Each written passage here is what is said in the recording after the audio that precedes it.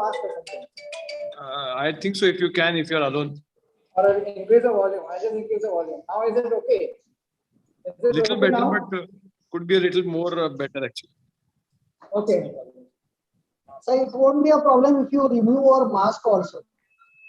Okay.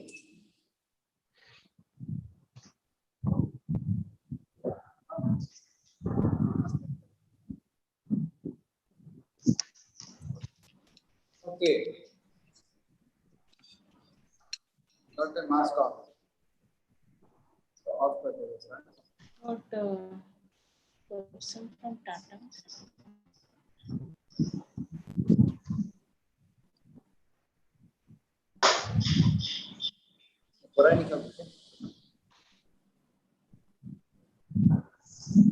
Chetan.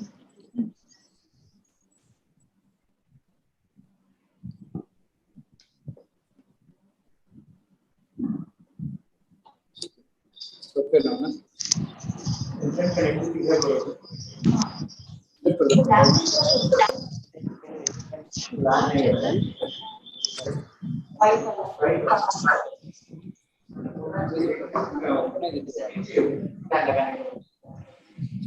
आपको देखना है तो इधर देखना है यहाँ कैमरा दिख रहा है।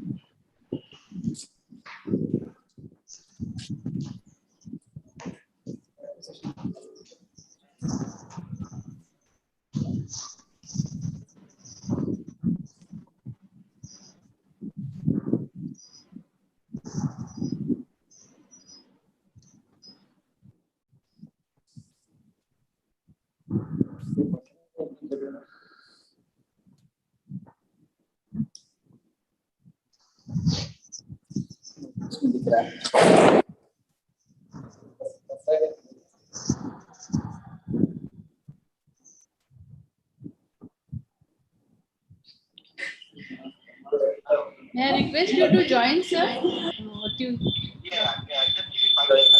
Yeah. Thank you so much.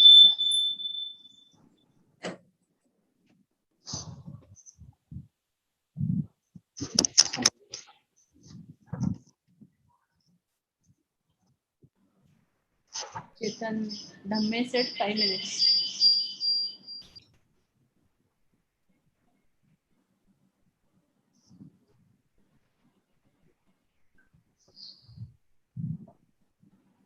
Dr. Natu, I just called Dr. Chetan Dhamme. He said in a few minutes more.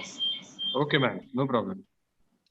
He's from Tata, pediatric Yeah. oncologist. Right. The only thing is, it is a dead giveaway what the case is going to be.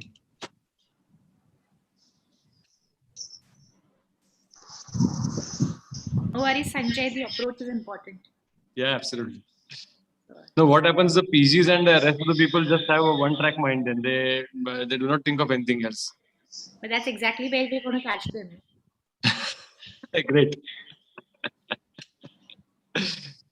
No, Chatterjee, sir. I think the approach to lymphadenopathy, I think that's much more important instead of the main diagnosis, which is there in this case. Exactly. Absolutely, absolutely. In Dr. fact, Samir if Matre is the also joining. correct diagnosis, Chaya, then there's a problem. If they don't give us differentials, it's a problem. Allah त्यांनी बघितला message. I think Kevin should be up to it. बघितला message. So, Dr. Kevin, you have heard what we have to say. Yes, sir. Does Kevin understand Marathi, by the way, Kevin? No, ma'am. Sorry, ma'am. I'm from South. Marathi No, is but you've not been my in strong point. PGMC for 2 years now? 3 years. Ma'am, I can understand, but not up to the point. It has to be. Okay. You won't get an interpreter in the exams, I think. So, I think you need to get used to this. Of course he does. He's been here for residency 3 years. He's reached to the stage where he does understand Marathi. I usually do understand the history and parts, but not to the extensive, not going into the deep stuff.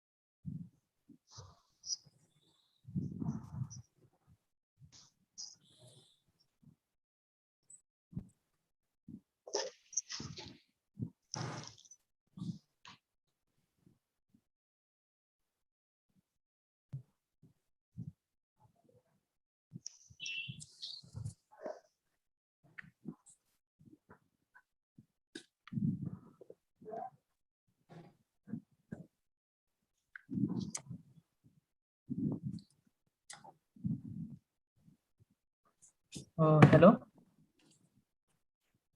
Hello. Hello.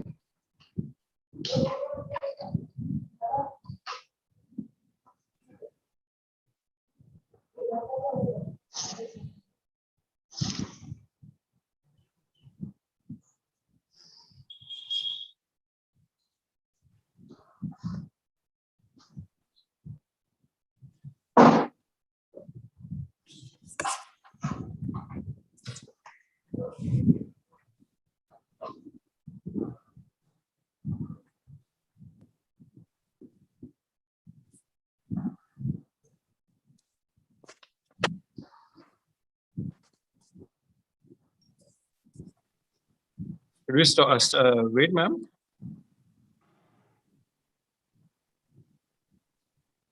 Hello. Hello. When we go live, Siddharth, I think you can just let the attendees join. can you start?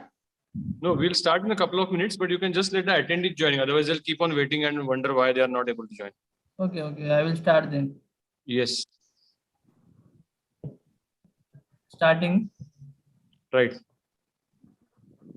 Yes. Here we start.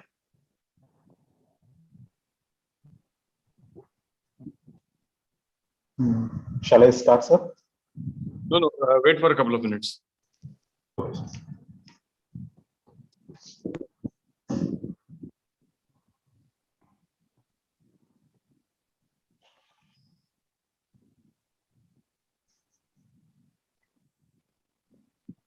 Sanjay, is the last case recording available on YouTube? It is not on the YouTube, but it is available on the DigiShield platform.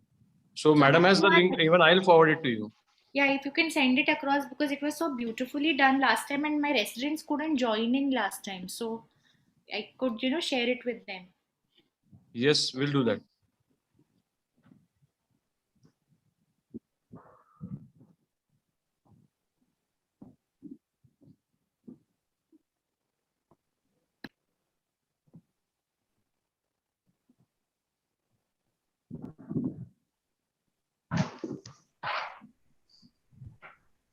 Siddharth, Dr. Rajesh Kulkarni as an attendee, can you just make him panelist?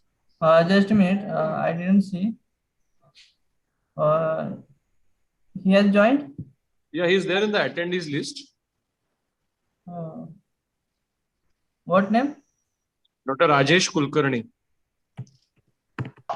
I'm not able to see. He's there. I think he's there in the panelists as well. It's okay. Okay. Okay, great.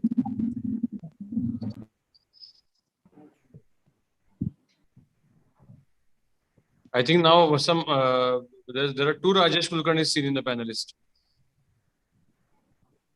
What, sir? There are two Rajesh Kulkarni seen in the panelist now. Yeah.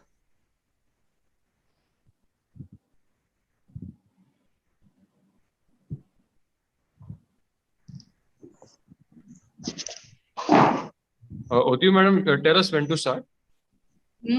I'm just waiting for Chetan. Okay. I have joined. You can start. Oh, I'm great. just reaching my office. Oh, great. Fantastic. So we'll start, ma'am. Yes, please. So I welcome all of you on behalf of Indian Academy of Pediatrics Pune branch for this 5th clinical case presentation.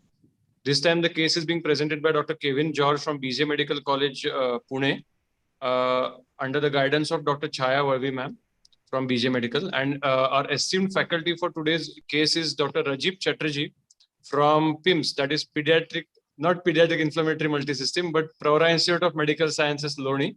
So welcome Chatterjee sir for the first time for this clinical case discussion. And we'll be hoping your students will also be presenting in the next few case presentations. Then we have Dr. Samir Mhatre sir from Kashibai Nole Medical College, Dr. Sampada Tambolkar ma'am from DY Patil Medical College, and Dr. Chetan Dhamne, who is joined us all the way from online from Tata Institute of Cancer Research. So I request Dr. Kevin George to please begin his case presentation by sharing his screen. Yes, sir. Sir, is my screen visible? I've actually No, not yet. Just a second. Till the time he shares his screen, I must appreciate Dr. Otiu madam, who is tirelessly working for this clinical case presentations regularly, mobilizing people from different institutes. And thank you, ma'am, for taking a keen interest in this activity. It personally helps me. Every clinic is a learning experience for me. Absolutely. There is a complete selfishness in doing this.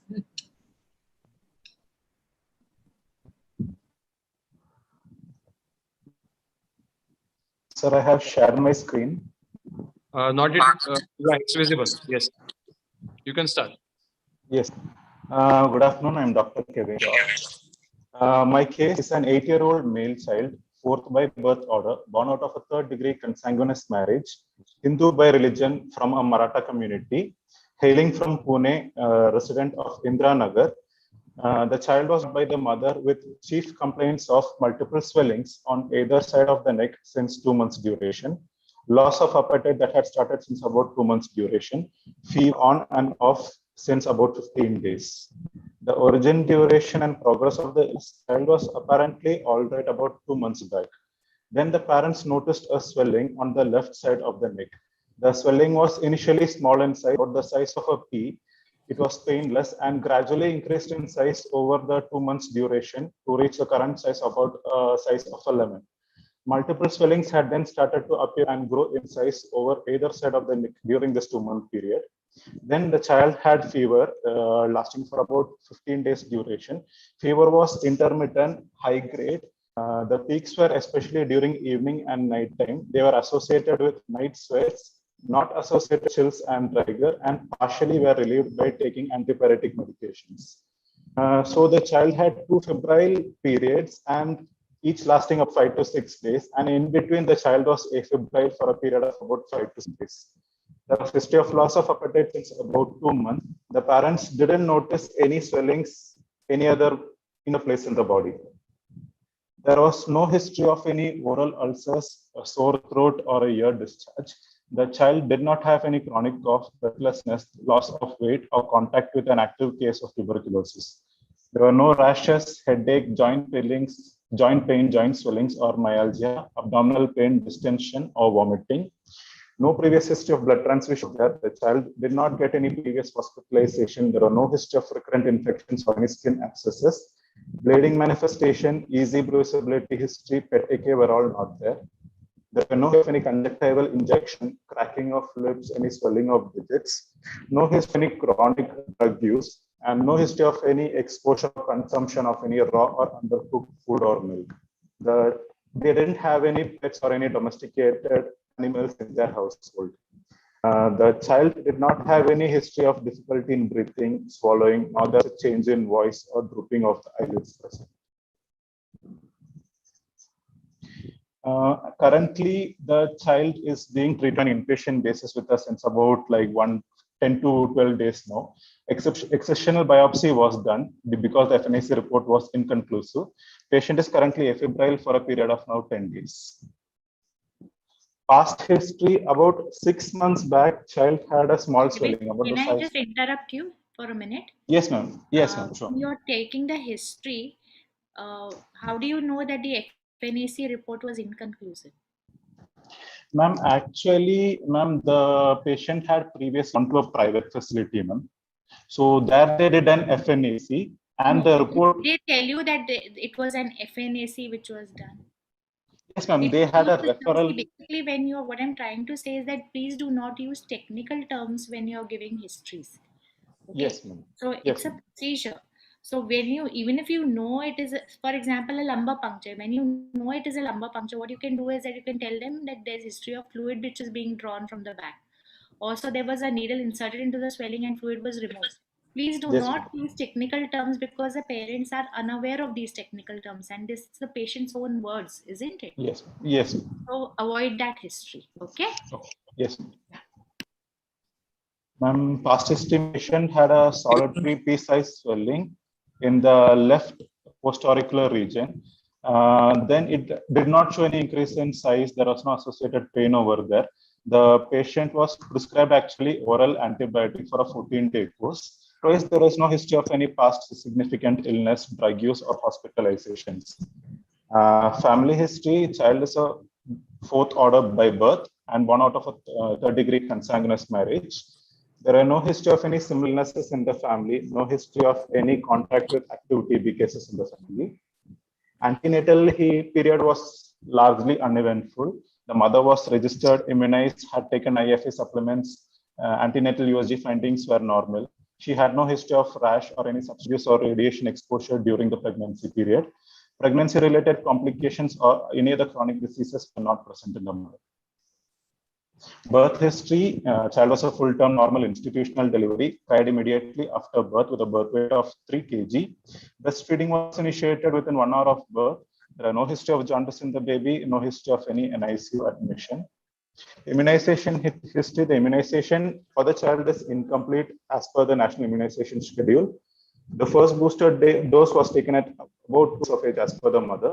Subsequent vaccinations were not done because the parents were not explained regarding it and they were largely unaware of it.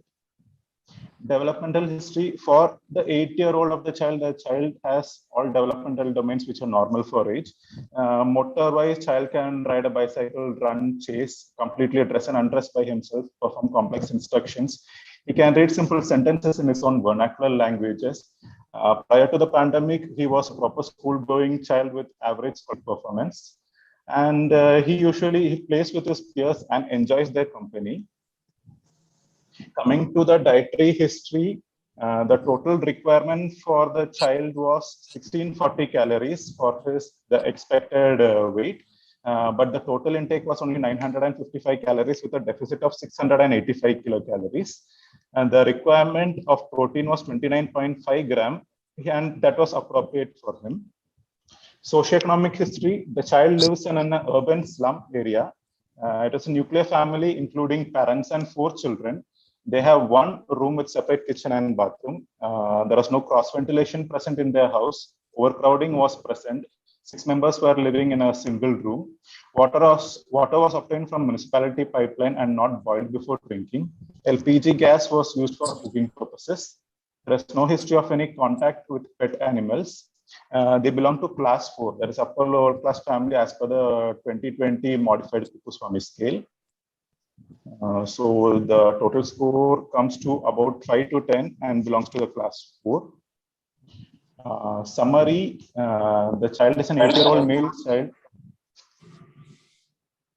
Hello. The 8-year-old male child, 4th by birth order, born out of a 3rd-degree consanguineous marriage with an incomplete immunization status, class 4 economic status, and residing in an overcrowded setting with poor cross ventilation, with symptoms of painless bilateral neck swelling, high-grade fever with evening spikes and drenching night sweats. The probable involvement is the lymphoreticular system. The differential diagnosis could include mainly infection, inflammation, malignancy, and other miscellaneous. The infective causes could be an oropharyngeal cause, Epstein-Barr virus infection, cytomegalovirus infection, tuberculosis, HIV, toxoplasmosis, cat scratch disease, Inflammatory condition could be SLE, juvenile idiopathic arthritis, Kawasaki disease. Malignancy could be a leukemia, lymphoma, either Hodgkin or non-Hodgkin, Langerhans cell histiocytosis, or probably drug reactions. Kevin, Yes, ma'am. this summary, first of all, go back to your dietary history. There's one doubt which I want to ask you. Yes, ma'am.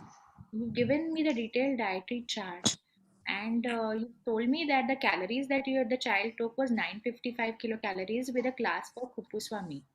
And Yes, he's ma'am. had 35 grams of protein. Do you really feel that this goes hand in hand?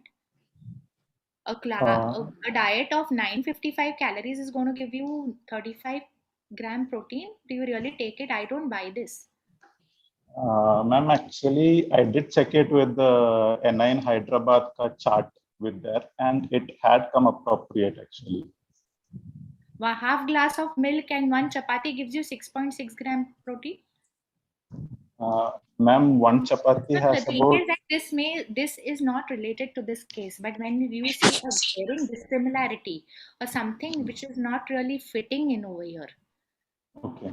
that invites questions from the examiners. Ma'am, one chapati has about 3.4 grams of protein, ma'am.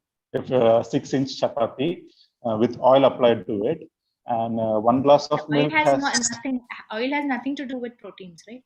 Yes, ma'am. So, like chapati, otherwise, even the plain The fulka. point is that I do not agree with the protein chart. What I'm trying to say is that if you have 1,000 kilocalories, it is less likely to give you a protein of 35 grams, unless you're eating eggs and non-vegetarian food, which I can't see surfacing in this. No, ma'am. He has eggs, but not other. Otherwise, they take it predominantly one boiled vegetarian egg and you've written 1 glass of milk. And one boiled egg is going to give you 6 grams of protein, and 1 glass of milk is going to give you 1.1 gram of protein. Where is the question of 13 coming into the picture? What I'm trying to say is that please be very meticulous with your calculation. Something not fitting in, it kind of opens up the examiner's eyes who's trying to drowse away and sleep away. So don't wake up a sleeping. Yes, ma'am. That is one thing. Second thing is the last slide which you've taken, the summary where you've said is that you have written this summary like you would write it in a theory examination. Now in this case, what will be your first differential diagnosis, and give us the justification of why this differential diagnosis you want to mention it as the first one. Okay. So do you really want to feel that oropharyngeal infection is going to cause fever for 2 months with swelling? No, no. So in that case, mine Can you would just be... reorganize your differential diagnosis? Yes, ma'am. So I'll tell in that way, ma'am. So if I think of that involvement of a subacute involvement or a chronic involvement, the predominantly it would go considering a socioeconomic status. It could be a tuberculosis if it is an infective. And then diseases like Epstein-Barr virus, toxoplasmosis, cat scratch disease could be on the chronic side. Oropharyngeal is more of an acute involvement, and even inflammatory conditions. How is toxoplasmosis present in an 8-year-old? Ma'am, toxoplasmosis, ma'am, lymphadenopathy is usually the involvement of a cervical group of lymph nodes. And? Then with symptoms of other non-specific febrile symptoms, the gastric complaints in that way. Anything to do with the eyes? Ma'am, chorioretinitis is a feature of toxoplasmosis. In toxoplasmosis at that age group, a painful red eye would something which not be missed at all. So that history is not there. So please, just for the sake of completing your list, don't give these names, because unnecessarily you'll invite questions for the same. Okay. So the rarer diseases you can safely go with act of omission. If they keep on asking you what else, maybe you can name them. Okay. But don't start with cat scratch disease and toxoplasmosis. Yes. Okay. Yeah. TB, HIV, yes, agreed, accepted. But in again the TB history, he gave us a beautiful immunization history, not mentioned the BCG scar present over there. Okay. He had a BCG immunization history. So in the history itself, you say that BCG has been given, oblique not been given, and scar present, not present. Okay, Okay. that adds to your value over there. Okay. I wanted Yes, to ma'am. ask one question. Yes, sir. May I ask a question? Anthropometry is not mentioned. It is coming subsequently, sir. It is coming subsequently in the examination part, sir.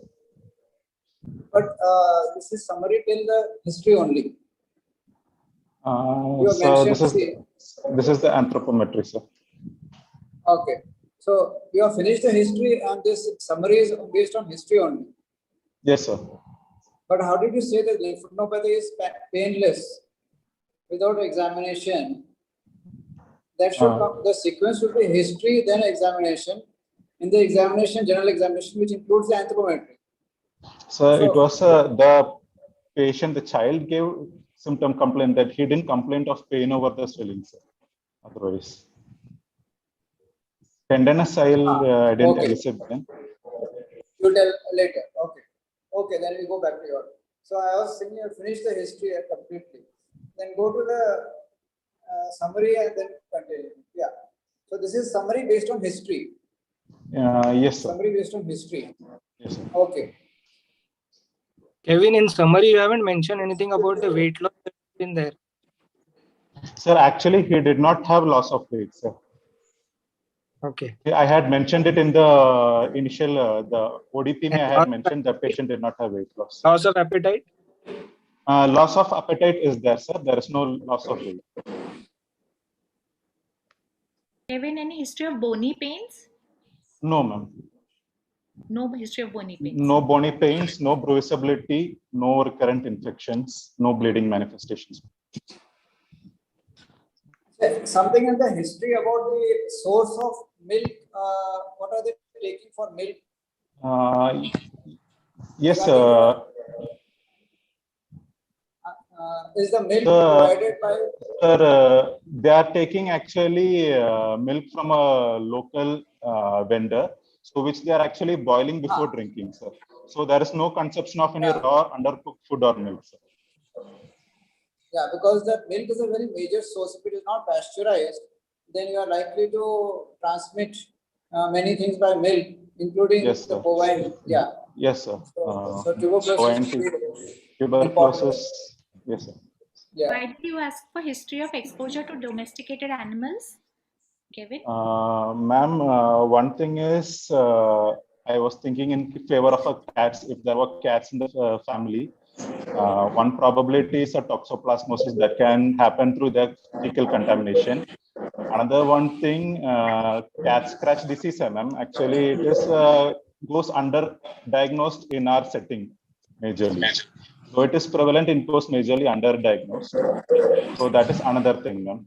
And then presence of source of milk from animals, cow's milk. That could be the source of a bovine mycobacterium infection. Could be the source of a brucellosis infection, which could present as acute to subacute lymphadenopathy. Exactly. Whether it is cow milk or it's goat's milk, we need to be sure, because there are many reports now of the goat milk being consumed directly by the children. So that milk is a very important source. Okay, so they are taking cow's milk, sir. Because brucellosis is positive. Okay. Could you elaborate on the negative history for PG residents who have joined? Hello. Yes, sir. I'll do that, sir. So the first point I had asked was the presence of any oral ulcers, sore throat, or ear discharge. They were mainly asked to rule out any upper respiratory tract infections. Then chronic cough, breathlessness, loss. In upper respiratory infections? Sorry, sir. How common are oral ulcers in upper respiratory infections? Sir, oral ulcers. So that was like if there is any dental infection, sir, or any broken tooth leading to an ulcer and secondary infection. So that is why I asked for an oral ulcer. Dental caries or broken tooth that can lead to a chronic irritation over the buccal mucosa causing an ulceration.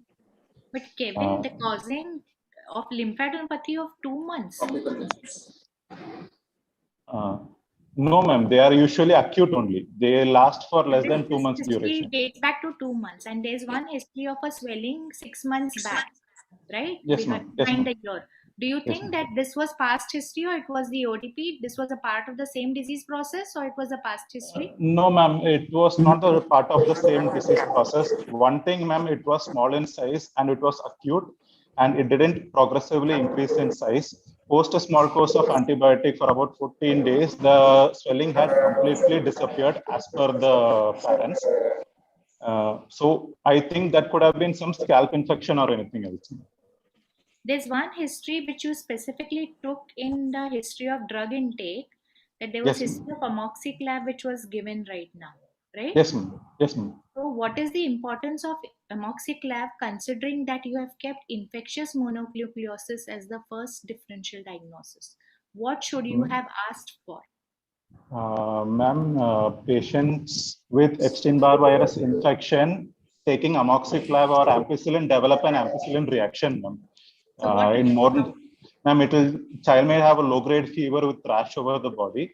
Usually, they are self-limiting and don't require any treatment. Is there any history of such a thing happening after that? No, ma'am. After the initial antibiotic course, the swelling had come down. He did not have any rash or any But fever. do you want to revise the order of the diagnosis now? Do you still want to keep infection as a first differential diagnosis? Ma'am, I had actually based my negative history on the basis of the most common, ma'am. So considering it is a chronic, I could rearrange giving importance to more of a TB. So in that case, my first question will be... In the exam, when you're writing a theory paper, giving conditions which are most common makes sense. But in this condition, you have to talk about this related person with these complaints. What is the most appropriate diagnosis? So most common is not important. Most appropriate is important right now. Yes, ma'am. So, ma'am, in that case, my first negative history will go for a chronic cough, breathlessness, loss of weight, or contact with an active case of tuberculosis. The subsequent will be to rule out any inflammatory conditions. So, presence of a rash, arthritis, joint pain, joint swelling, presence of an evanescent rash over the body.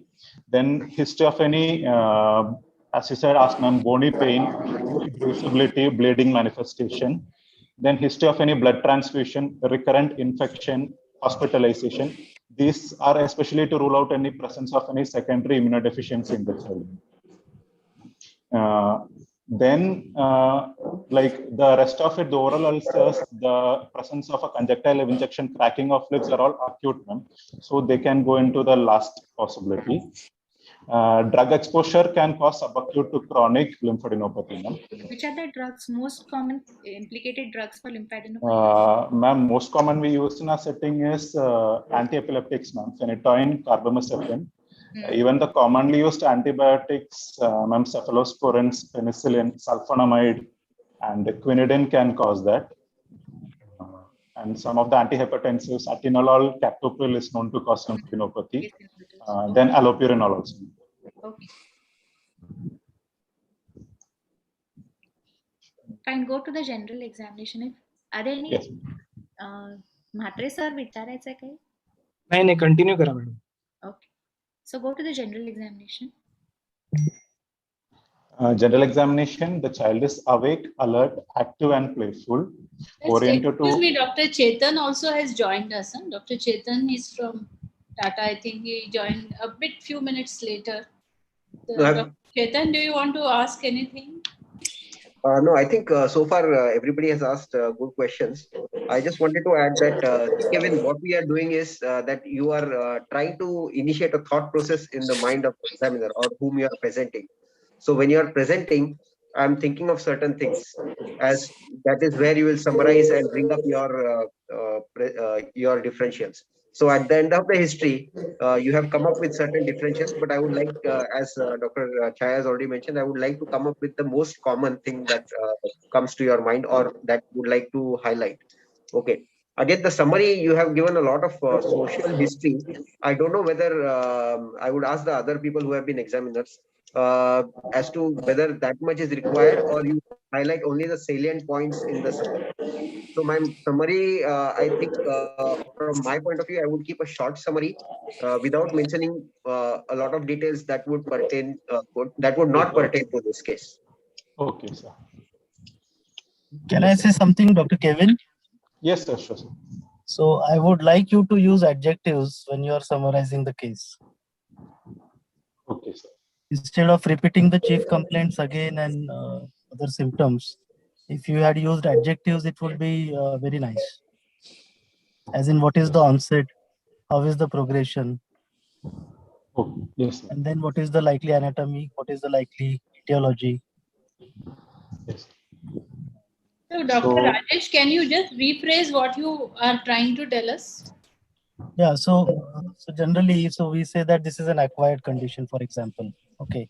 And because this is a fever, so you may say this is likely infective or inflammatory or neoplastic, isn't it? And then you would say this is progressive condition because the size of the lymph node is increasing. You would say anatomy is lymphoreticular. Yes, sir. Isn't it? So like this, if you say, I think it would impact better. Then see, you have given so many diagnoses.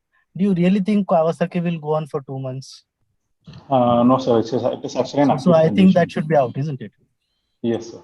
So give only say 4 or 5 possibilities that you think which are really possible, and then you take a negative history to rule out say 2 out of them, and you keep 3 possibilities in mind, and your examination will probably get you down to 1 or 2. That is what we should aim for, isn't it? Okay, sir. I think you can move on. Yes, yes, ma'am. Coming to the general examination, the child is awake, alert, active, and playful. He is oriented to time, place, and person. Child was examined in the sitting position. Mild pallor was present. There was no express cyanosis, clubbing, or pedal edema. Coming to the vitals, the temperature was 98.8 degree Fahrenheit and measured in the axilla with the... May I please interrupt you? Yes, ma'am. Please do not talk about pallor, edema, cyanosis, clubbing prior to vitals. Okay. Yes, ma'am. The first slide, can you just show that slide? The order is the general state, whether the child is sick or no, the consciousness, followed by vitals, and then followed by anthropometry, and then your pallor, etc. comes in. So I don't think that slide's order is correct. Okay. Yes, because I think postgraduates are attending. So this will be the first slide after your the general examination. Yeah. Okay. Okay. Yes. The temperature was 98.8 degree Fahrenheit in the axilla, measured with a digital thermometer. Pulse rate was 84 per minute, normal in rate rhythm. The volume was good. All peripheral pulses were well felt. There was no radial or radiofemoral delay. Respiratory rate was 22 per minute with abdominothoracic type of respiration. Blood pressure was 9860 mm of Hg, which was in the 50th to 90th centile for the age and gender, measured in the left arm in supine position. Saturation was 99% in room air. Ma'am, then the mild pallor was present in the child. There was no icterosis, cyanosis, clubbing, or pedal edema. The weight of the child is 20 kg, ma'am. The expected weight is 24 kg for the child. The 20 kg falls on the standard deviation of -1 to -2. Height is 125 centimeter, which falls in the standard deviation of 0 to -1. The BMI for the child was 12.8, which falls in -2 to -3 standard deviation. According to the WHO chart. Mention the expected weight. Ma'am, expected weight was 25 kg. How come with the 12-year-old expected weight will be 24 kg? Sorry, sir. Hello. Hello, sir. Yes, sir. Yeah. His expected weight you mentioned 24 kg. Okay. Yes, sir. Continue. Hello. Yes, sir. So this is the WHO chart for the BMI. According to this, is BMI of 12.8 falls in -2 to -3 standard deviation, which is implies thinness. Head-to-toe examination, the head is normal in size and shape. Scalp, there was no evident scalp infection, presence of any head lice or fungal infection in the scalp. This Yes. you have not mentioned anything about lymphadenopathy. Ma'am, it is coming subsequently. Ma'am. Oh, but then it is a part of the pallor edema cyanosis clubbing icterus lymphadenopathy. Ma'am, actually, because it is the major, I have put it in the No, in subsequent part. fact, if it is a major, I would like to listen up to you about it. If the first, because I think that should fetch the examiner's attention rather than the head-to-toe examination. Okay, ma'am. So I'll So talk then. about lymphadenopathy because that's what exactly we are interested in, isn't it? Yes, yes, ma'am. Ma'am, coming to the local examination of the neck, on inspection, ma'am, the trachea was appeared to be in the midline position. Multiple swellings were seen on either side of the trachea, of which the largest was in the left side in the anterior triangle, measuring about 2 by 2 centimeter in the level 4. The surface of the swelling appeared to be smooth. The skin of the swelling was normal. There was no any visible erythema or induration. There was no visible pulsation, scars or sinuses, or any discharge. There was no movement with deglutition or protrusion of the tongue. So do you think this is a lymphadenitis? This is lymphadenopathy? Or is it something else besides lymph nodes? Ma'am, lymph nodes, according to the location, ma'am, so it is involving the anterior triangle, ma'am. So considering the age, ma'am, 2 to 10 group of age, children might, branchial cyst might present as a similar swelling, ma'am. So at the age of 8 years, a branchial cyst with recurrent fever bilaterally. No, actually, branchial cyst usually remains unilateral, ma'am. So it might present as a cyst, which eventually can lead to discharge and sinuses. Do you think this is a cyst? What I'm trying to say is, why aren't you committing that this is a lymph node or this is some? So do you think this is something which is related to the lymph node or it's away from the lymph node? It is a lymph node, ma'am. So then commit it. No, you're on examination. Okay. You're supposed to commit what the swelling is. Okay. And if you feel that these are lymph nodes, you're going to tell me the group of lymph nodes which you think they have become big, whether they're matted or no. So this is not the presentation of a case of a swelling. It is lymphadenopathy, isn't it? Ma'am, it is coming subsequently, ma'am, on my palpation. The matting and... So I think when you're describing it, commit that this is a group of lymph node. You can say whether it is submandibular, jugular, digastric, omohead, whatever group it is. Okay. And it was anterior group was there, ma'am. Anterior group in the level 4. But in the exam, you can't say this is a swelling and now I feel this is a lymphadenopathy. You will say, commit that this is lymphadenopathy. It is significant lymphadenopathy because of because it is matted, the size, the surface, whatever. Okay? Okay. Fine. Ma'am, so on palpation, the trachea is in midline position, multiple lymph node swellings with distinct margins were felt on both sides of the neck. So the main site involved was multiple sites were involved, ma'am, level 2, 3, 2, 4, and 5, ma'am. The anterior triangle was predominantly involved, of which level 4 on the left face had the major swelling, measuring about major lymph node swelling 2 by 2 centimeter. It was globular in shape, ma'am. The surface of the swelling was smooth. It was not matted. The temperature over the swelling was normal. The consistency of the lymph node was firm and it felt rubbery. There was no tenderness while palpating the lymph node. The lymph node actually was mobile in both the vertical and horizontal direction. It was not pulsatile, compressible, reducible, or there were no fixity to the underlying structures or over to the skin. This is the cervical group of lymph nodes, ma'am. And then subsequent other groups of lymph nodes were also checked. Axillary and inguinal was also checked. In the axillary, the child had a lymph node in the left apical region. It was measuring about 1.5 by 1 centimeter, the largest. Globular in shape, it was smooth, not matted. The temperature over the lymph node was normal. It was firm in consistency with which felt rubbery. It was non-tender. It was mobile. There was no pulsatility and it was not fixed to the skin or the underlying structures. In the inguinal region, the child had a right-sided superficial group of inguinal lymph node involvement. The largest lymph node measured 1.5 by 1 centimeter. It was smooth and not matted. It was mobile. The temperature was normal. The consistency was firm and rubbery for that swelling also. The other group of lymph nodes like epitrochlear, supraclavicular was not involved. There was no popliteal lymph nodes involved. And on palpation, the abdominal group of lymph nodes were not felt. So according to you, was this significant lymphadenopathy? Which groups were significantly involved, which were not significant? Or all three were significant? Ma'am, so all three were actually significant. So what is significant lymphadenopathy as far as cervical, axillary and inguinal is concerned? Inguinal concerned, anything more than 1.5 centimeter is 1.5 and more is significant. Ma'am. In the cervical and axillary regions, more than 1 centimeter is significant. If it is epitrochlear, anything more than 0.5 centimeter is significant. So it's only the size or some other key factors which tell you significance. One thing is size. Other features? Ma'am, other features is the duration. Ma'am.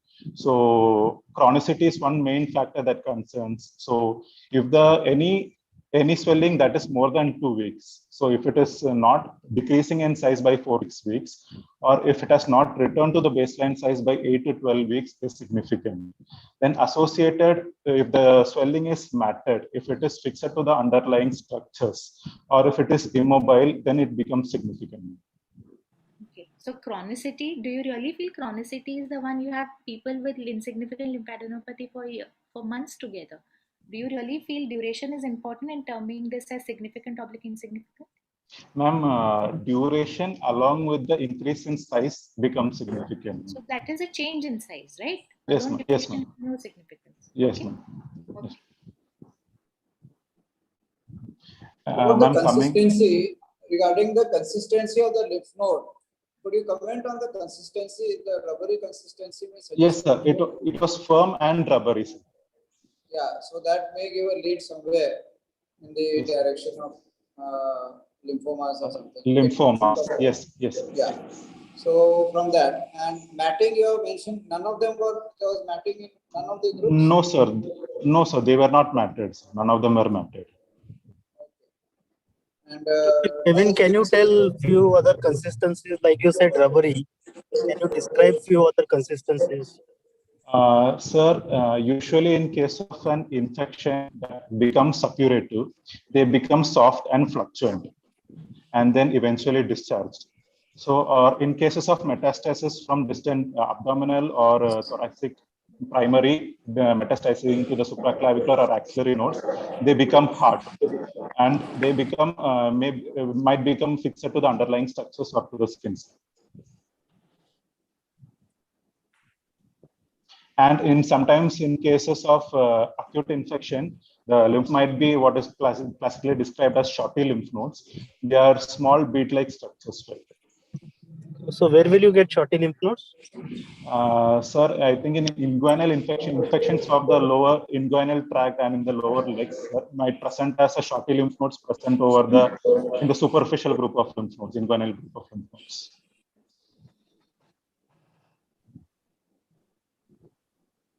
Kevin, what are the red flag signs for lymphadenopathy? Ma'am, red flag signs. So one thing is progression in size, ma'am. Progression in size and duration, as I mentioned earlier. Then involvement, the same thing, ma'am. Presence of any matting, presence of fixation to the underlying structures, and then. So if you're treating them, by what duration do you expect them to settle down, or then this patient is going to require a follow-up? Ma'am, actually, if it is less than 2 weeks duration, it wouldn't bother me. Ma'am. So a course of antibiotics might settle it down, and maximum if it doesn't settle down by 4 weeks duration, it might require a follow-up and subsequent evaluation. Yeah. And location So factor or red flag sign? Sorry, sir. Can a location of the lymph node be red flag sign? Yes, sir. The involvement of supraclavicular lymph node, involvement of the epitrochlear lymph nodes, involvement of the popliteal lymph nodes can be red flag signs. Sir. So supraclavicular lymph nodes presence might point to a thoracic or an abdominal primary. The presence of an epitrochlear lymph node might be significant for lymphoma or the presence of any melanoma in the upper limb. And infraclavicular lymph nodes might be an indirect indication for a non-Hodgkin lymphoma.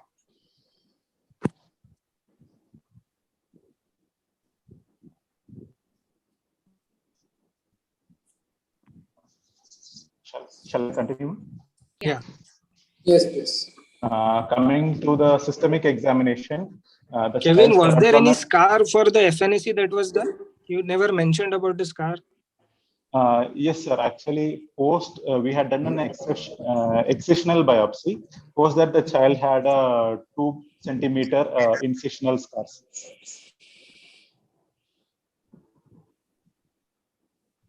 Continue. Yeah.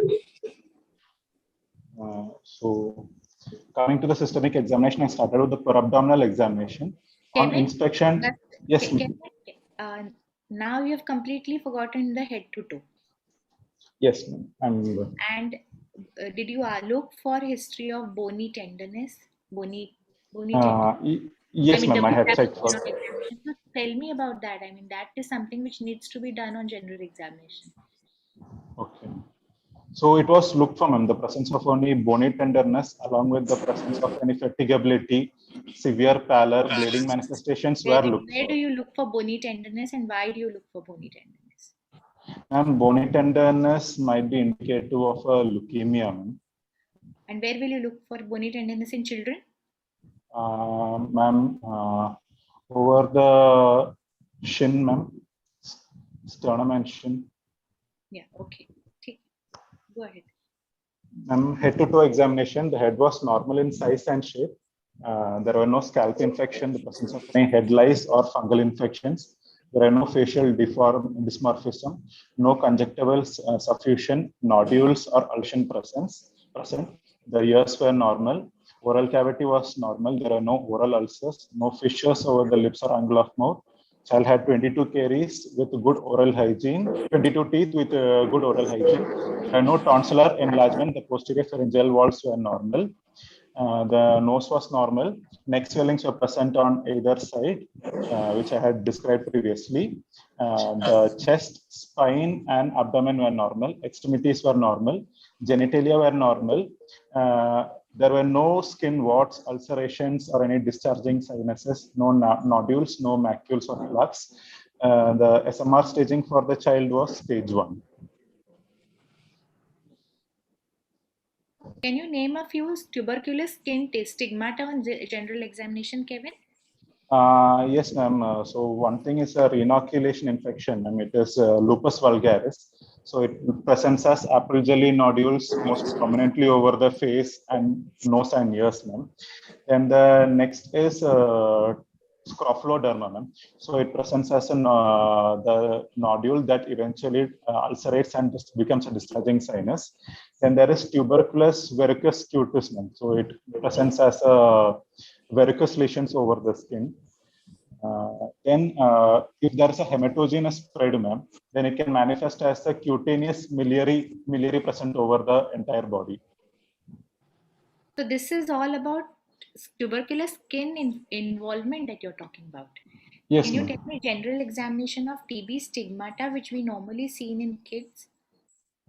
Yes, ma'am. So, ma'am, thing we can see from the top to bottom, we can see is, ma'am, general examination may the child is usually wasted and emaciated, ma'am. Eyes may we may be able to find a flicton, which is a type 4 hypersensitivity reaction that is usually present at the limbus of the cornea, ma'am. So they may initially present as a nodule, eventually ulcerate, then can present as an episcleritis. Then these skin lesions are common, ma'am. The scrophaloderma, lupus vulgaris, tuberculous verrucous cutis. What will happen to the eyes? What will happen to the eyelashes?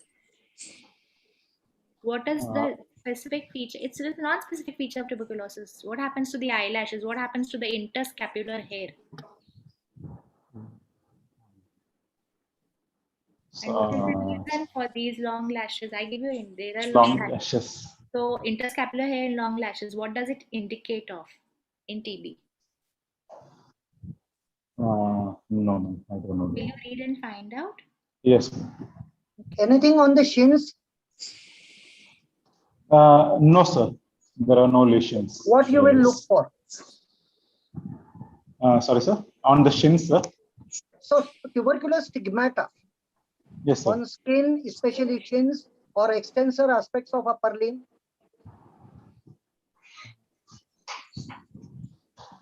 So presence of any erythema nodosum, sir. Hello. Yes, correct. Go ahead. Yes.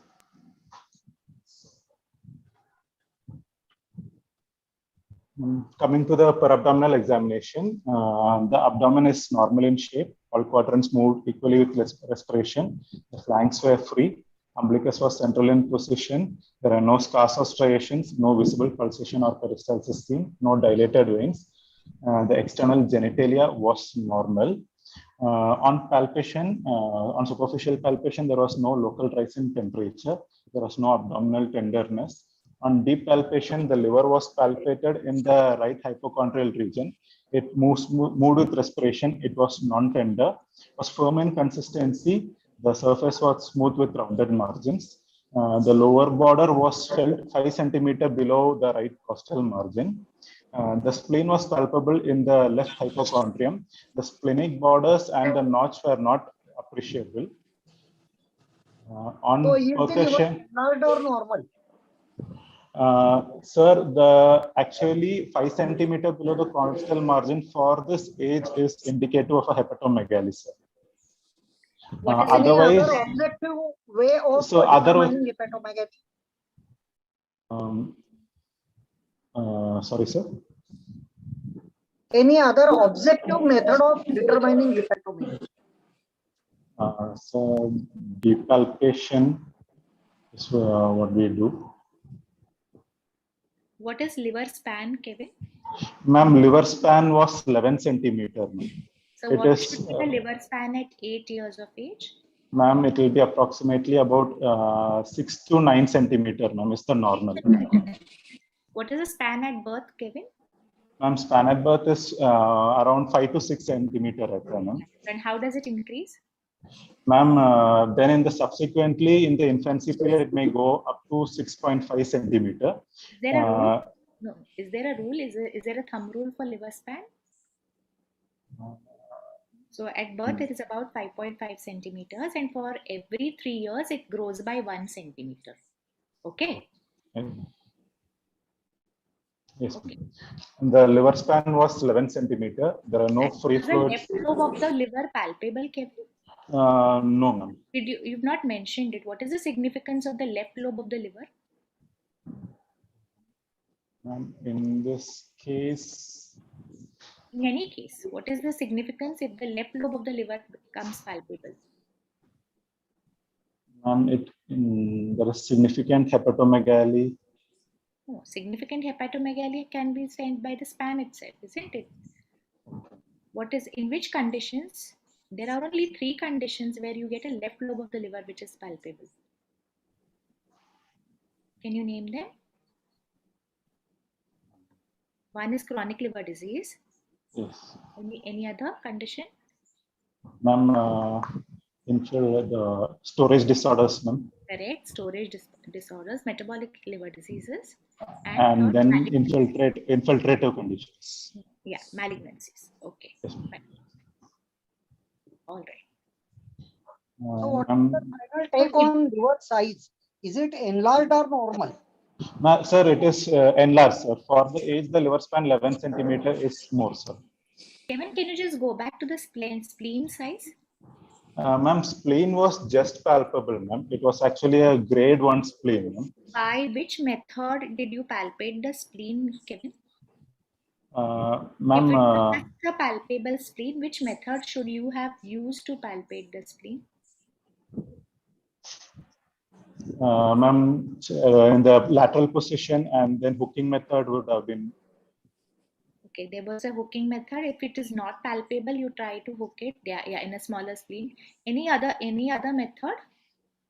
Ma'am, then the next is deep palpation, where we can go from the right hypochondrium towards the left side in a diagonal. Classical, ma'am. And the third method? What is the Any bimanual? change in posture? By manual examination. So how do you palpate the spleen in bimanual? Can you just enumerate it? The steps? Ma'am, the patient is put in a left lateral position. Left lateral ki right lateral? Sorry. Right lateral position, ma'am.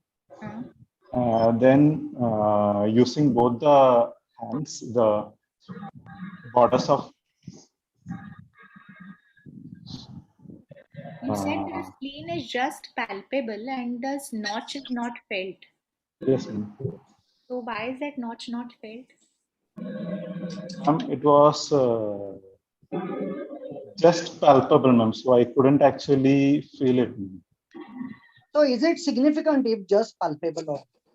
Sir, it is significant, sir. So in bimanual palpation, ma'am, we stand on the patient's right side, and with the left hand, we have to pull the patient's ribcage anteriorly, ma'am.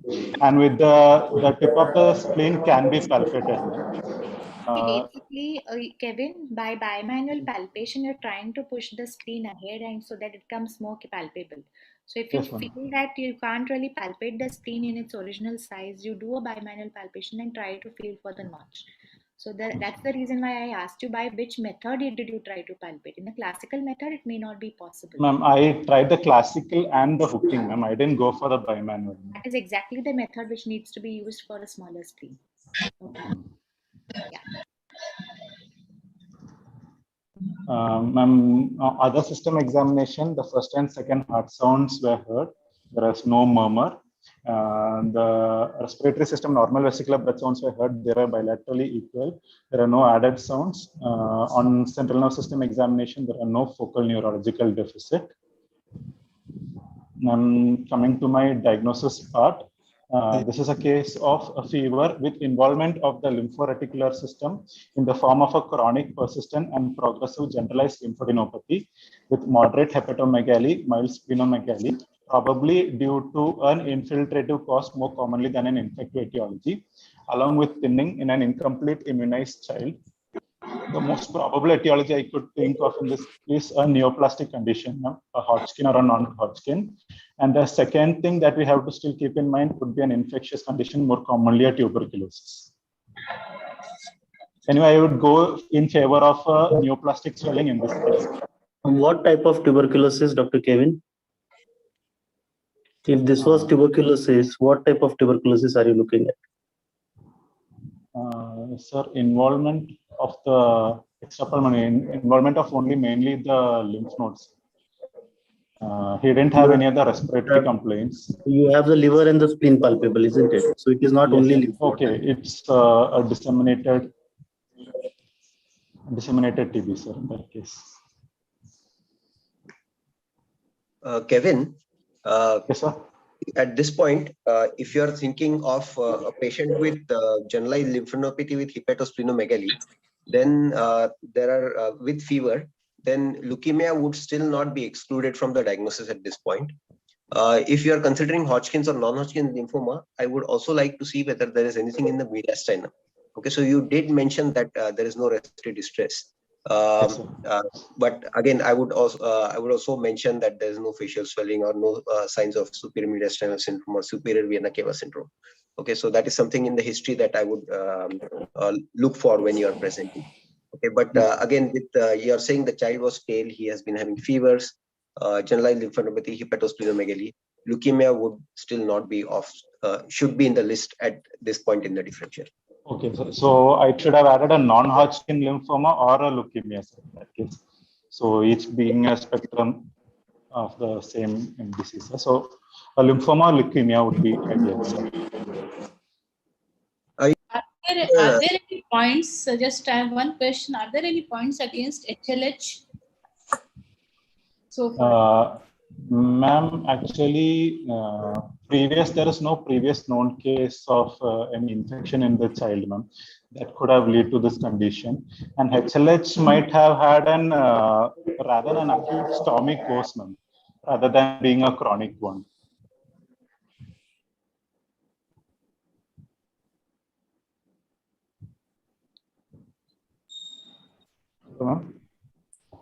Okay.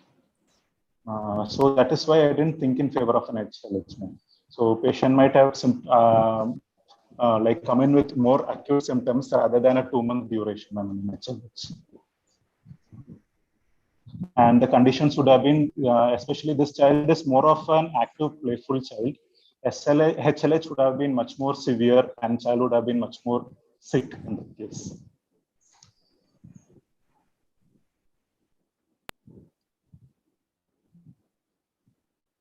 If I say that this was a collagen vascular disease because of which child had fever, and then child developed lymphadenopathy and now has liver and spleen, and it's a little bit of indolent kind of a course.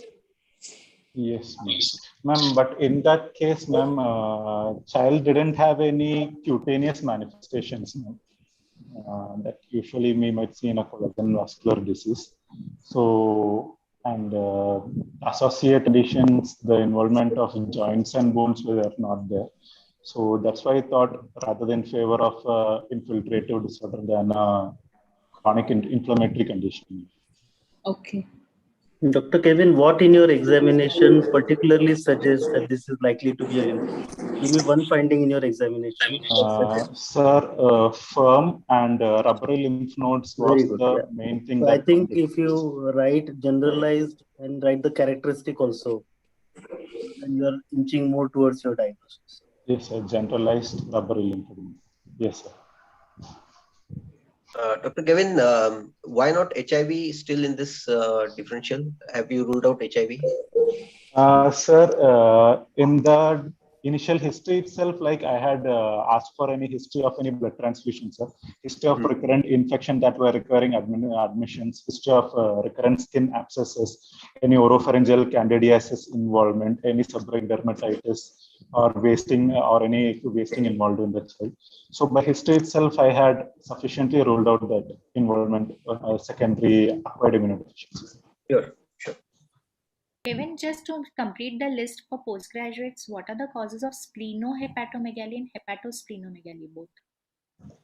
Ma'am, splenohepatomegaly, ma'am, primarily the infection should be the first thing, ma'am, splenohepatomegaly. What are the causes of massive splenomegaly in kids, pediatric age group? Pediatric age group, sorry, ma'am. Is it always infectious? Can infiltrate? No, ma'am. Infection is one cause, ma'am. Infiltrative and storage disorders are other you causes. get massive splenomegaly. I mean, this is the case of hepatosplenomegaly with lymphadenopathy, and that's why I'm just asking you because you should know the differentials for each. Hello. Yeah. Hello, so, ma'am. Yeah, infection. Which one? Ma'am, infection, it could be a malaria, it could be the presence of a typhoid infection that can present as. Like this? You're talking about splenohepatomegaly or hepatosplenomegaly? Ma'am, splenohepatomegaly, ma'am. Okay. Okay. So then But do you get splenohepatomegaly could massive splenomegaly in enteric? No, ma'am. No, ma'am. Massive splenomegaly is more in favor of an infiltrative disorder, ma'am, or even a storage disorder, glycogen storage disorder, or any amyloidosis can present as a massive splenomegaly. Any other cause, not related to lymphadenopathy? Massive splenomegaly. Massive splenomegaly, portal hypertension, ma'am. So an extrahepatic portal vein obstruction can present as a massive splenomegaly. So chronic liver disease is another one cause, ma'am. And any other infection, very, very common with high grade fever. Very tender, massive splenohepatitis. Not common in this part of the country.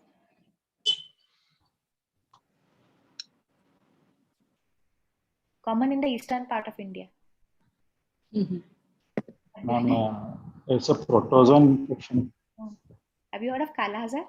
Yes, ma'am. That was what I was thinking. Kala-Azar, ma'am. Leishmaniasis. Okay, because see, sometimes what happens, you start talking about leukemias and lymphomas and you forget your basics. That should not happen in MD examination. Okay. Yes. All right. One more point to complete the list. We do see a few CMLs at this point. So if it is a teenager, then CML is something that I would consider a patient with massive splenomegaly. Yes, sir.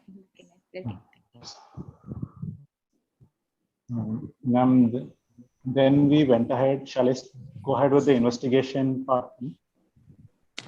Just wanted to mention that you, in the description of the lymphadenopathy, generalized form, rubbery and painless, that Yes, should sir. also be described, which gives the direction with fever for leukemia, otherwise the lymphoma or tuberculosis. So that should be the description of the lymphadenopathy. Yes. So Okay. in this case, actually, there was no wasting in the child. There was no history of any acute TB infection, no history of any induration or some discharging sinuses. So, and the mass was actually felt firm and rubbery. So that's why I Yes, so was more in favor of neoplastic conditions. Yes, definitely. So either lymphoma or leukemia would be the first and second, and then tuberculosis could be the third.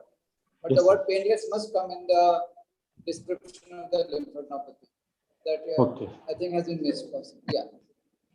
Okay, so actually I had mentioned tenderness in the examination part. Just a minute. Fine. If it is an atypical mycobacterium, how would the patient present?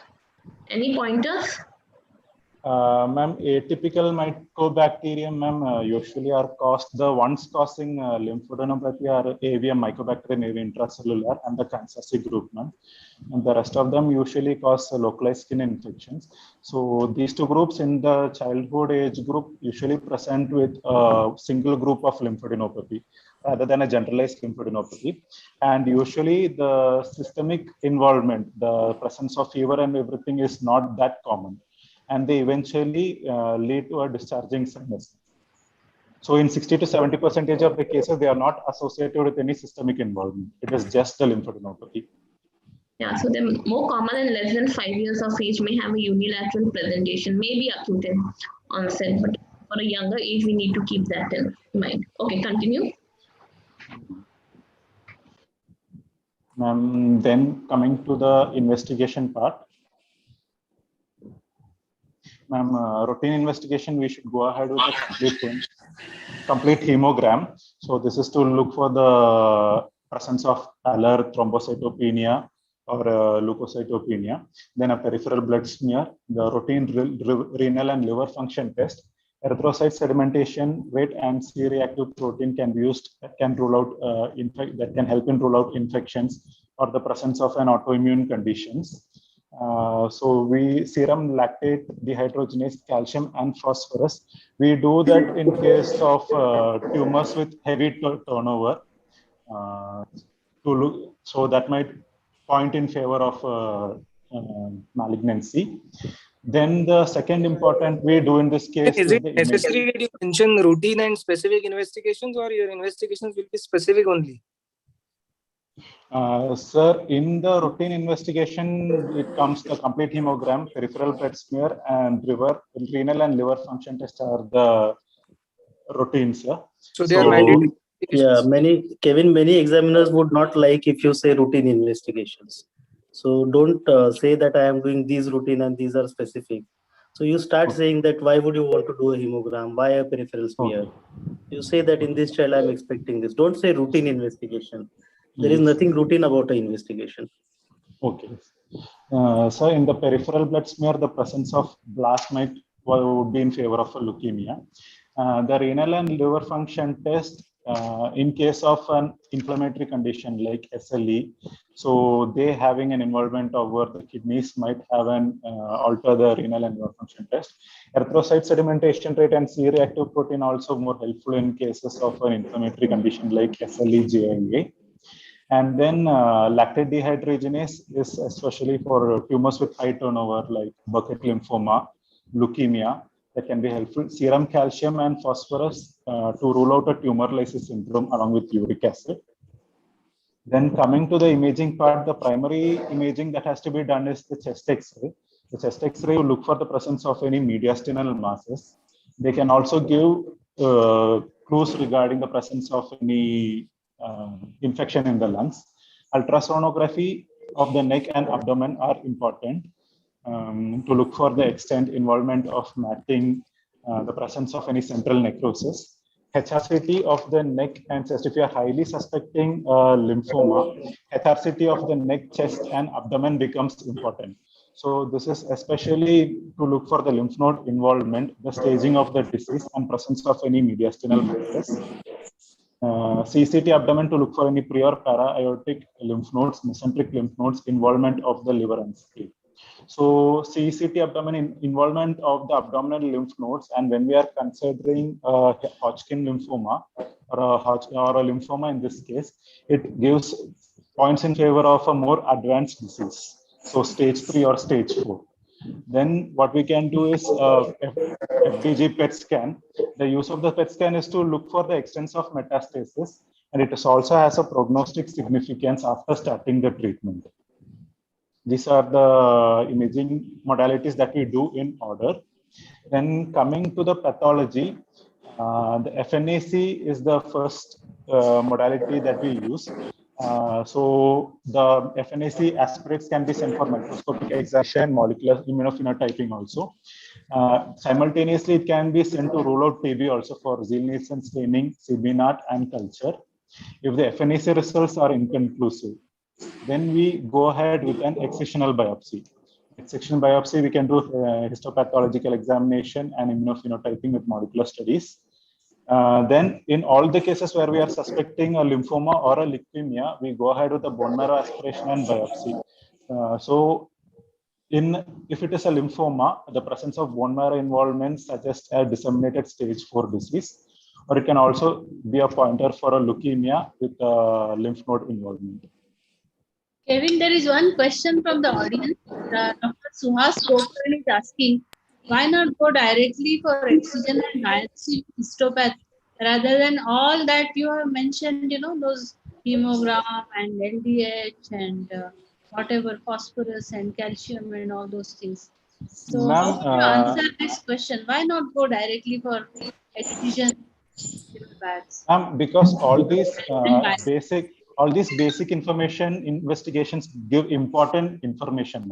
So with a complete hemogram and a peripheral blood smear, that might be a major marker for us to rule out a leukemia, to rule in or rule out a leukemia. The serum calcium, phosphorus, lactate dehydrogenase might be helpful when we have to acutely treat a child. Low calcium and phosphorus, and then that is the indication that we have to start a hydration therapy for the child. If he's leukemic or he's having other tumors with massive turnover. So in that case, when we go ahead with a biopsy can have a turnaround report of around 2 to 3 days. So by then, this will help in the basic investigation and management of the child. And then imaging also becomes important because we have to look for any mediastinal masses. Because involvement of the mediastinal masses, the presence of any abdominal lymph node changes the staging of the tumor. So in that case, we have to go with a more aggressive therapy. So Dr. Kevin, I slightly disagree with this. So if you have a child who comes in like this, okay, so you have to have a staged approach. You cannot do all the investigations all at once. Okay, so what I would do, and I agree with the person who has asked the question, I would get your basic laboratory tests first. So your CBC, renal function, liver function is important, where you will look for LDH. Okay. Then I the chest X-ray would have been important. Yes, chest X-ray will be important. PT-PTT INR, because you are going to go for a biopsy. So you have to make sure the patient is fit for a GA to undergo a biopsy. I would get a biopsy after the chest X-ray, and then look for other things. Because yes, sir. So the order is, sir. Yes, sir. So I would go for an X-ray, sir. Then a FNAC. FNAC if it is inconclusive, so I'll go for a biopsy. In a biopsy, if we rule in a lymphoma, sir, then we go for the CT scan. That is for the staging purpose. Right. So again, I want to make a point for FNAC. So generally, FNAC will not give a good yield, especially if it is Hodgkin's lymphoma. And even otherwise, if you have a good lymph node that can be completely resected, that will give you much more information in a cooperative child than just getting an FNAC. So this is an 8-year-old. I would go for an excision biopsy instead of an FNAC. So oftentimes we have seen kids who will have an FNAC which will be inconclusive. So if possible, that is the first thing I would get, excision biopsy after all, making sure that the child is fit your basic imaging, and an excision biopsy. Based on the excision biopsy, you can decide what further you will get. Especially for a PET scan, I would not get a PET scan because if this is not Hodgkin lymphoma, then you have unnecessarily subjected the child to a sedation and probably a lot of radiation. Yes. So only after confirmation of diagnosis, you will go for staging. We'll go for CT scans and PET scans. Yes. You will get a PET scan if it is comes out to be a Hodgkin's or a non-Hodgkin's lymphoma. But okay, sir. Basically, my point is that do a staged process. Don't go for investigations without knowing what the diagnosis is. In case this turns out to be tuberculosis, then you have wasted unnecessary things, right? Your resources. No, so only after the biopsy report, the scans becomes important. Right. So when you are presenting, you are presenting in a flow, and you are just trying to approach the case the way you would approach in a clinic. So that is why I think even in the history, there were some people who wanted to make sure that you present it the way I would like to think it. Okay. So you are impressing the examiner, and you are trying to get the examiner on the same thought process that you are thinking about the case and working up the case.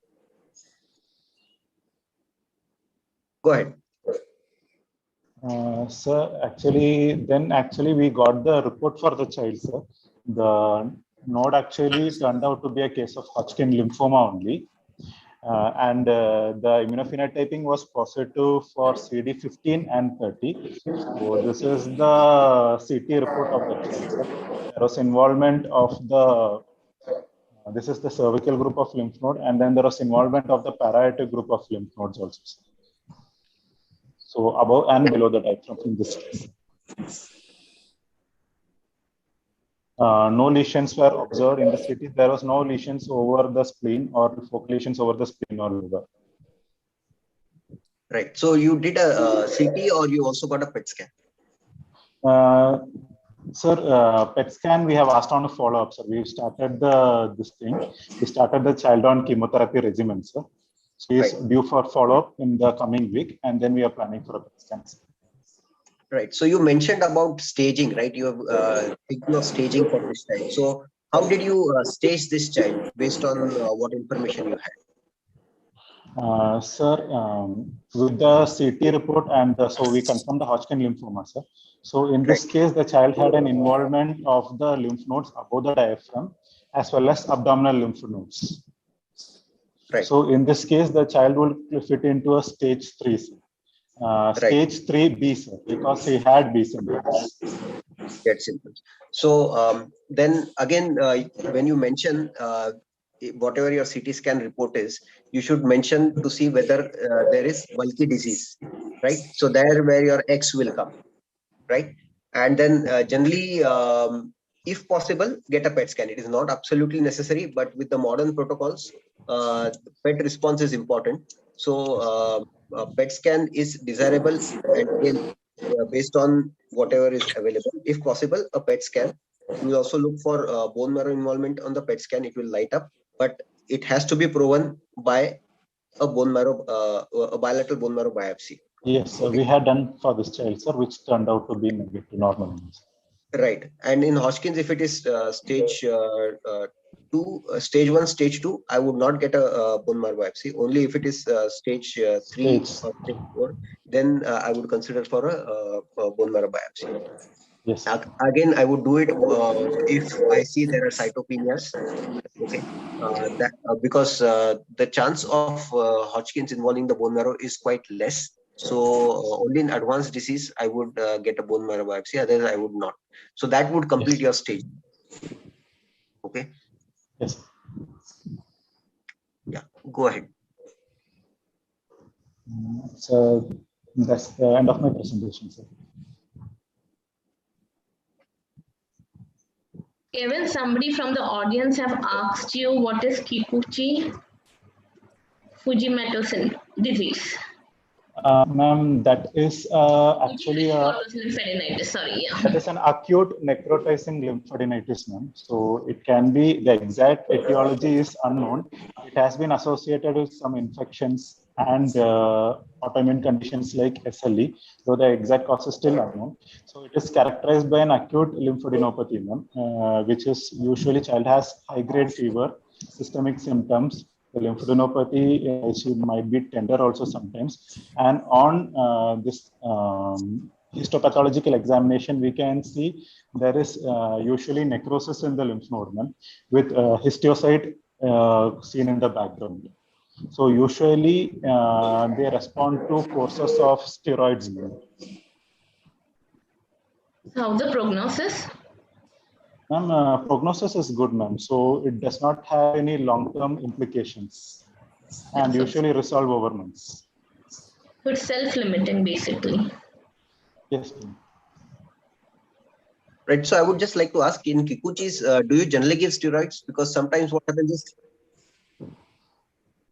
sometimes if you just do an excision biopsy of the lymph node, your fever will resolve and the rash also will resolve after, if there is a single lymph node. Most likely that is the case.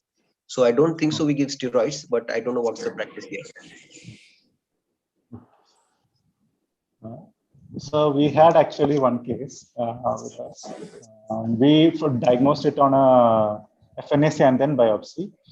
We had given a course of steroids, after which the child was settled and discharged also. Because okay, because there is generally it resolves, it's self-limiting condition, so we generally don't give steroids. Yeah. Yes. I agree, sir. Yes.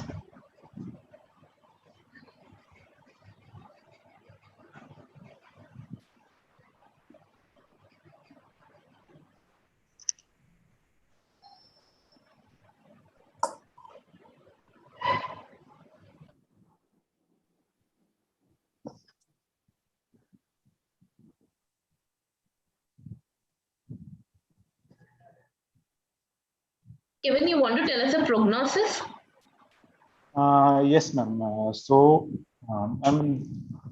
This is a case, actually, this child had an advanced disease, ma'am. So stage 3 as per the biopsy and CT report.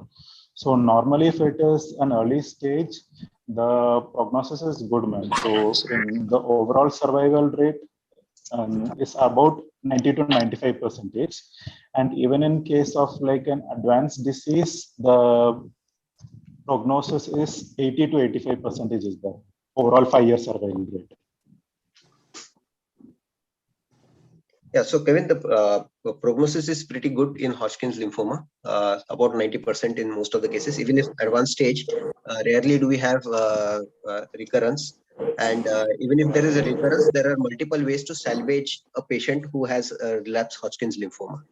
Okay, so the overall survival at 5 years will still be more than 90%, even in our low resource setting. Okay, so if you want to go through the Hodgkin's lymphoma, this thing, so basically you have, as I told you, you have to first make a diagnosis, then you go for the staging. Now, do you also need to know the therapy, or that is something that you don't need to know at this stage? So we have to know, sir, the chemotherapy. Okay, so what chemotherapy? So what all? What other things that are associated with Hodgkin's? Let's not go into the treatment yet. What are the other things that you would see in this patient? So you mentioned that this patient had pallor. So could you tell us why was the pallor? Why did the patient have pallor? Sir, in this case, mostly could have been a nutritional cause rather than primary involvement of the bone marrow or a condition like that. So I feel it is a nutritional because it was just mild. Okay. And he had no involvement of other cell lines also. There was no bleeding manifestation, no other infection in the child. So could have been a nutritional. Right. So if you see in Hodgkin's, generally, there is a lot of cytokines that are released. So generally, you will get thrombocytosis. Okay, you can get anemia. Yes, sir. If there is advanced disease with bone marrow involvement, then you will get involvement of at least 1 or 2 cell lines, at least 2 cell lines, right? So that is possible.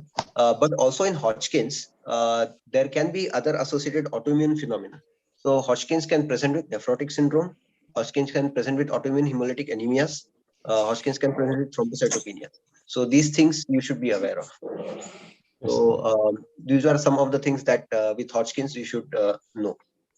Okay. Now Hodgkin's presenting like this now. Generally, yes, there will be lymphadenopathy. We have seen that most of the Hodgkin's that we see in India or at our center will have we will be EBV driven, and they will have cervical lymphadenopathy.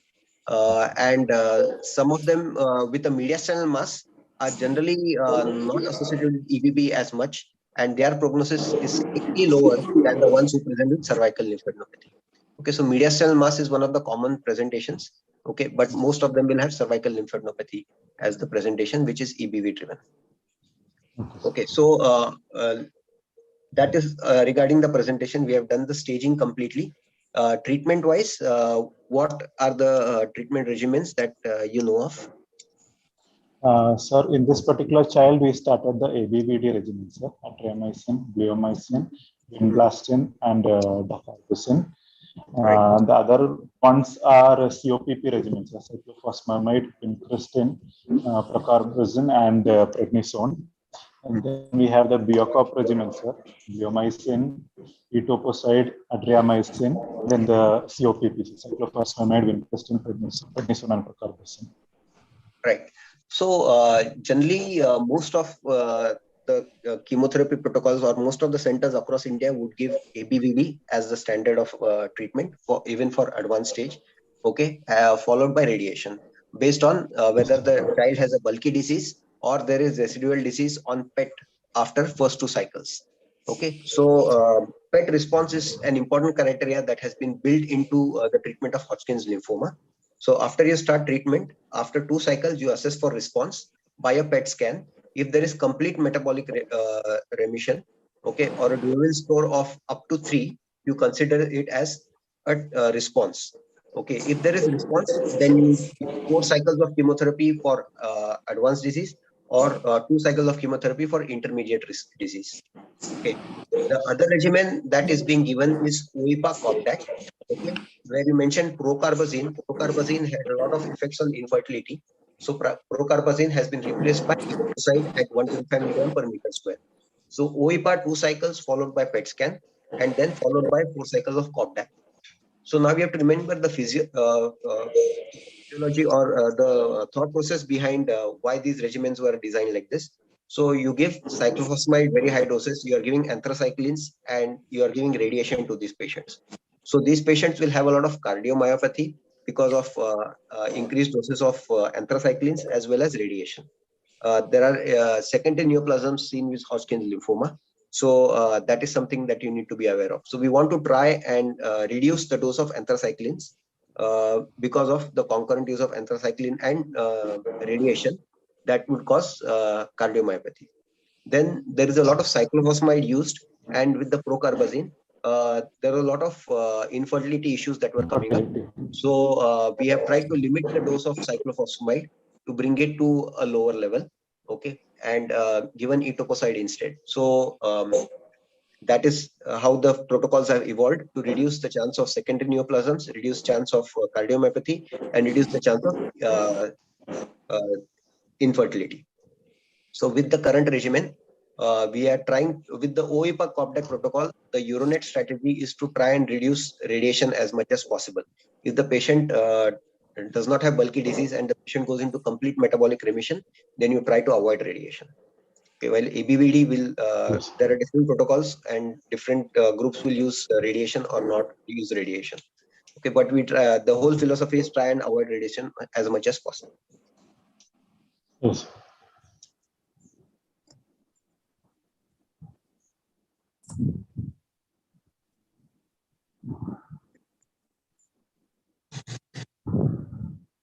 Any questions from the group?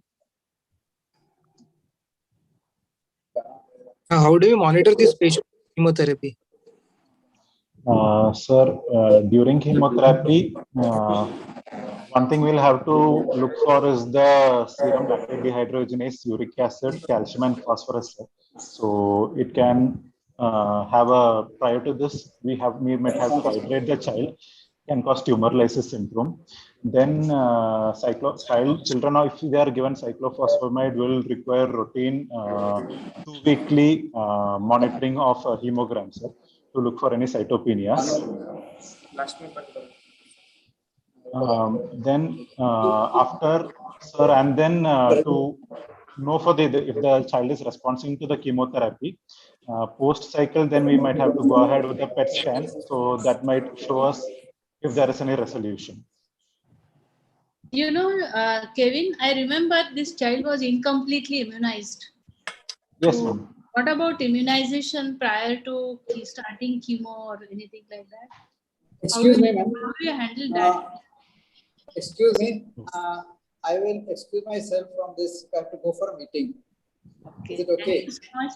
Thank you so much, Dr. Rajiv, for coming. Thanks a Thank you. lot. Thank you. Keep coming, sir. Yeah, it's been a very Thank you, interesting sir. session, and I think we will share our experiences again. Thank you so much. So my question was that incomplete immunization, how do you handle that issue in this particular time? Ma'am, in this case, actually, so child can be given post the chemotherapy, child might be susceptible to more infections, ma'am. So in that case, it might be prudent maybe prior to influenza vaccination might be a good idea, ma'am. I think And we then, have Dr. Pramod Kulkarni on the panel, an infectious disease specialist. Can you, Pramod, shed some light on this?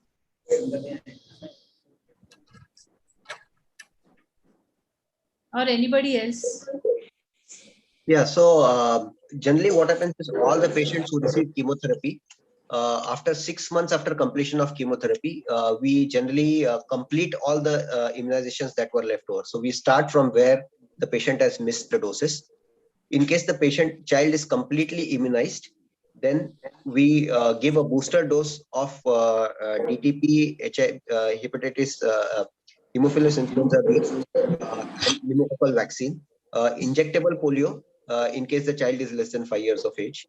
Okay, and then we try to give a dose of varicella, 2 doses of varicella, and MMR is something that we like to give after completion of chemotherapy. This generally starts 6 months to 1 year after completion of the chemotherapy. Thank you, sir. thanks. So one more point I wanted to add, somebody asked, how will you monitor these patients while on chemotherapy? So basically you have to go by each drug that you give. Okay, so these patients will, in ABVD protocol as well as the OIPA COPDAC, you're on steroids. So monitoring for blood sugar and blood pressure are 2 important things if you're on steroids. Vincristine causes a lot of toxicity, so you have to monitor the serum sodium. Okay, you have to. It can cause hyponatremia. It can cause a lot of constipation. So that is one thing that we have seen, especially vincristine. If it is not given on time, it has to maintain that cold temperature before it is injected, and that is oftentimes missed. So we see a lot of patients who present with constipation, and once their counts drop down and they pass a hard stool, they present with febrile neutropenia. So that is something that we have to avoid in these patients. Cyclophosphamide, of course, the doses are quite low, but again, we have to make sure that the patient does not have hemorrhagic cystitis. And with the anthracyclines, long-term toxicity is important, but short-term you can just get some arrhythmias. So these are the important toxicities that I would worry about. Etoposide is one more drug that we use, and etoposide, if it is not properly mixed, it can precipitate. So the dilution of etoposide is important. And if given over a short period of time, etoposide can cause hypotension. So it can be resumed with a prolonged duration of infusion. So these are the most important things that we would monitor. Cytopenias, of course, with all chemotherapies we monitor. With the ABVD protocol, generally we see the patient once a week, and the patient can come to the clinic anytime the patient has any problems.